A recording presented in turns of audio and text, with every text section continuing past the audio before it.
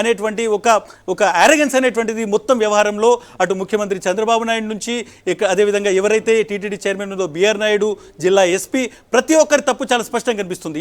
ఈ తలాపాపం తిలా పిడికెడు అన్నట్టు ఇందులో ఏ ఒక్కరిదే లేదు. ఈ ముగ్గురు నలుగురు ఎవరైతే ఈ పై లెవెల్లో ఉన్నారో, చూడాల్సినటువంటి బాధ్యతలో ఉన్నారో, ఎవరైతే అధికారాన్ని అనుభవిస్తున్నారో, ఎవరైతే పదవిలో ఉన్నారో వాళ్ళ బాధ్యత ఉంది. దాంతోపాటు డెఫినెట్గా పవన్ కళ్యాణ్ ఏం ఆన్సర్ చెప్తారు? కనీసం ఆయన ఈసారైనా ప్రశ్నిస్తారా? తన అధికారంలో తను ఉప ముఖ్యమంత్రిగా ఉన్నటువంటి ప్రభుత్వంలో తనకు అపాయింటీస్ చేసినటువంటి వ్యక్తులు చేసినటువంటి తప్పుకు సమాధానం చెప్తారా?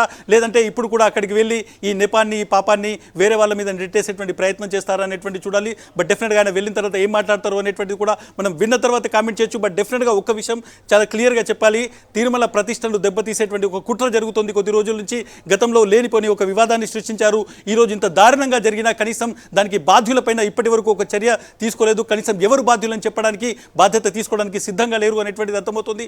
డెఫినెట్గా వెంకటేశ్వర స్వామికి సంబంధించినటువంటి భక్తుల్లో ఒక ఆందోళన కనిపిస్తోంది. ఆ స్వామి వారిని దర్శించుకోవడానికి ఇప్పుడు ట్రైన్లలో, బస్సులలో, ఇంకా తిరుపతి వైపు వెళ్తున్నటువంటి వాళ్ళలో డెఫినెట్గా ఆందోళన ఉంది.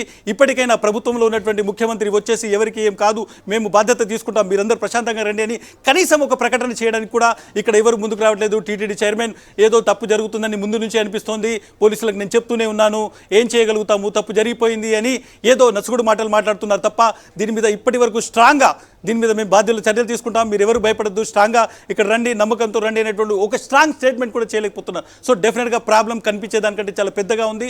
ప్రభుత్వంలో ఉన్నటువంటి చాలా పెద్ద మనుషులు నిర్లక్ష్యం వహించారు. తమకు సంబంధం లేని వ్యవహారంగా దీన్ని చూశారు. ఈ నిర్లక్ష్యం ఒక్కసారి కాదు, ఈ నిర్లక్ష్యం పదే పదే కంటిన్యూ అవుతుంది. సెప్టెంబర్లో విజయవాడలో వరదలు వచ్చినప్పుడు ఇదే నిర్లక్ష్యం కింద అధికారులు చూస్తారని వెలిచారు. 2-3 లక్షల మంది నీళ్లలో ముంచేశారు.